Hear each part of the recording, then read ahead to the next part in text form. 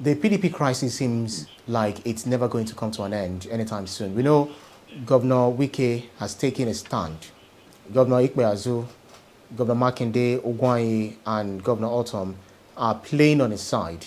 But for Governor Ortom to publicly rate Peter Obi over Atiku as someone with more capacity than their own presidential candidate of his own party says a lot, doesn't it, BKO?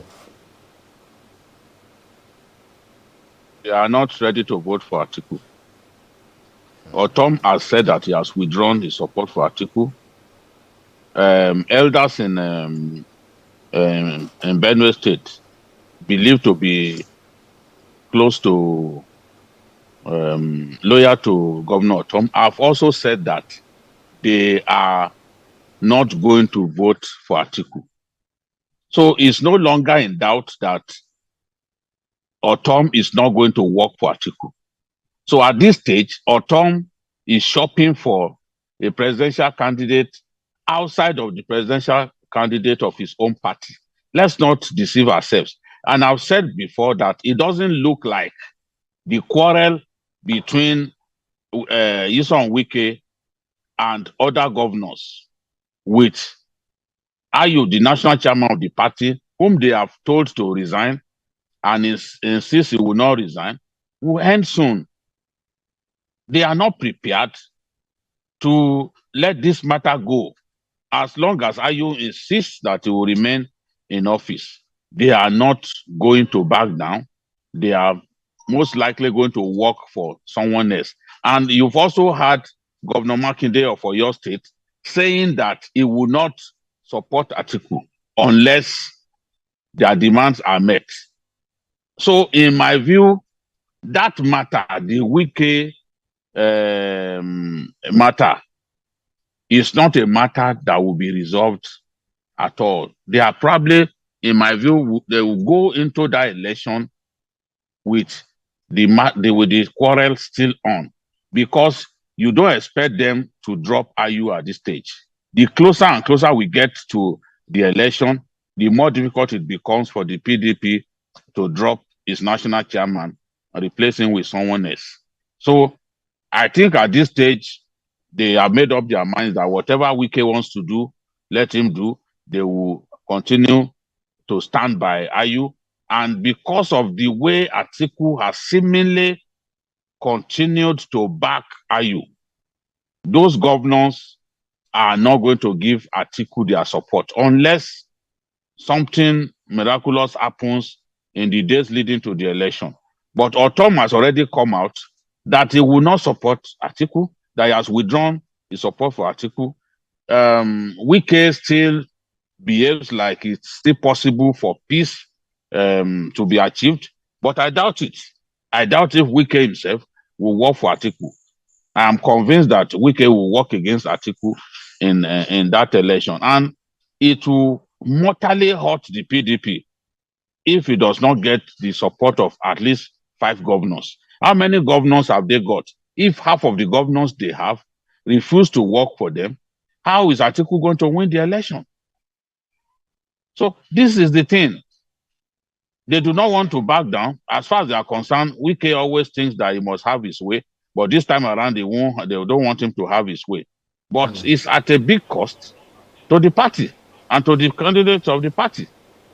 So the states that we are talking about are traditionally strongholds of the PDP.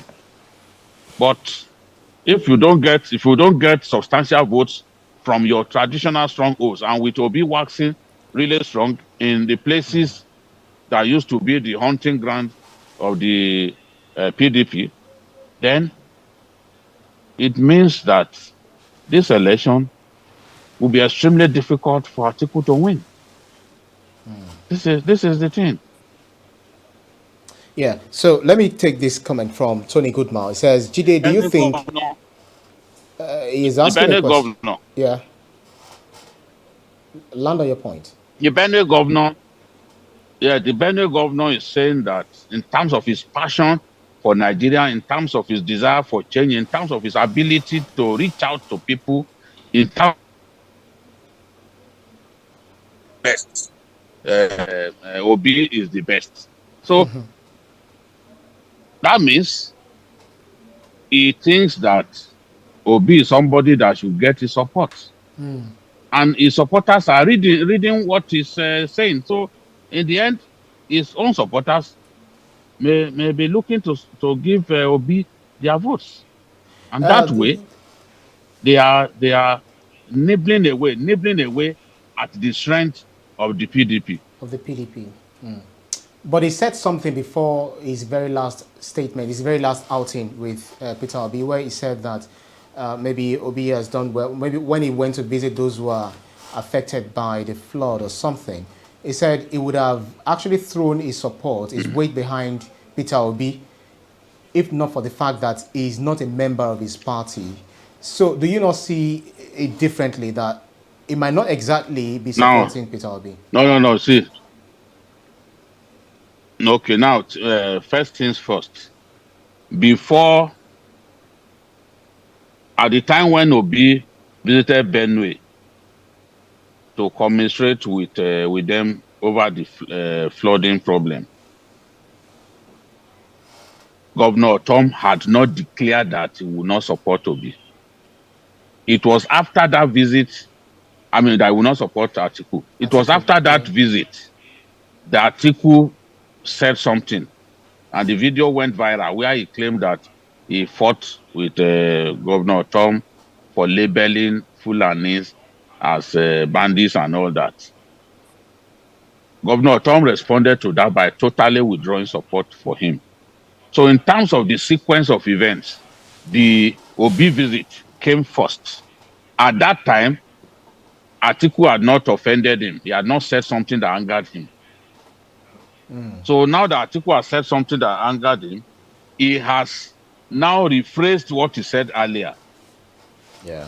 He has updated what he said earlier by saying, okay, that amongst the people contesting, I think that this person is more passionate for our country and this person deserves to be president. So it's just a matter of a few weeks between those events. So in politics, so many things can change in just a matter of hours.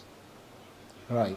That's the nature of politics. Right. So looking at what... You take a misstep, your opponent...